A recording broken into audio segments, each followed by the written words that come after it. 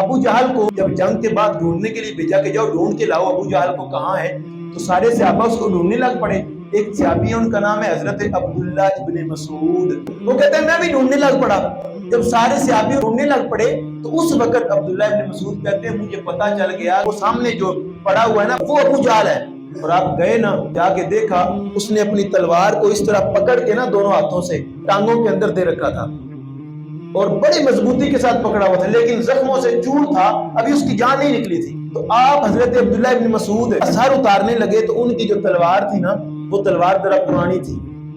آپ نے سمجھا کہ اس کے ساتھ ان کا سار نہیں اترے گا، آپ نے اس کی تلوار کھینچنے کی کوشش کی، لیکن وہ تلوار اس نے مضبوطی کے ساتھ پکڑی ہوئی تھی۔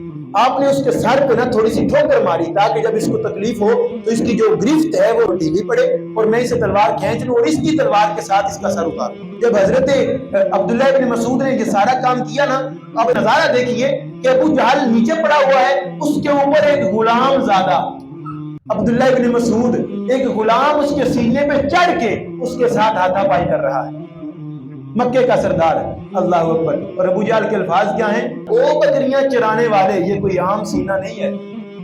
الفاظ دیکھیے، ابھی آخری وقت ہے اس کا، مرنے لگا ہے۔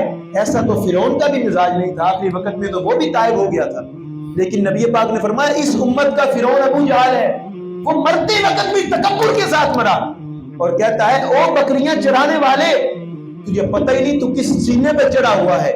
اللہ اکبر۔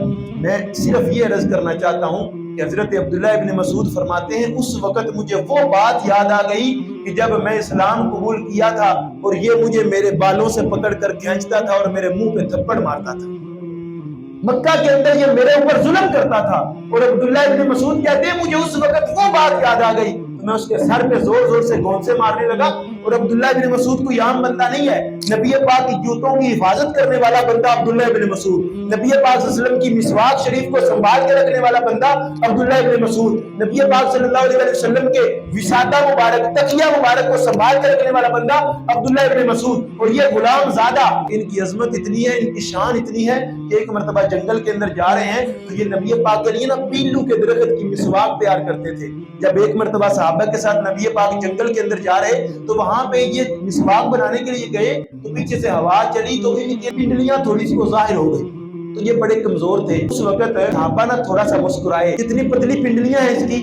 نبی پاک نے جب دیکھا نا فرمایا آج تم عبداللہ ابن مسعود کی پتلی پتلی پنڈلیاں دیکھ کے مسکراتے ہو، کل قیامت کے دن میدان محشر میں میزان عمل پر احد پہاڑ سے بھی زیادہ ان پنڈلیوں کا وزن ہوگا، تم آج ان پنڈلیوں پتلیوں کو دیکھ کے مسکراتے ہو۔ وہ عبداللہ ابن مسعود، میں صرف یہ عرض کر رہا ہوں کہ اسلام کے اندر امیری اور غریبی نہیں ہے، اگر وقت آئے تو غلام ابن غلام بلال حبشی، کالے رنگ کا غلام، وہ جو نسل در نسل بکتا ہوا چلا آیا، لیکن جب اسلام قبول کرتا ہے تو اس کو صرف بلال کہہ کے نہیں پکارا جاتا بلکہ سیدنا بلال کہہ کے پکارا جاتا۔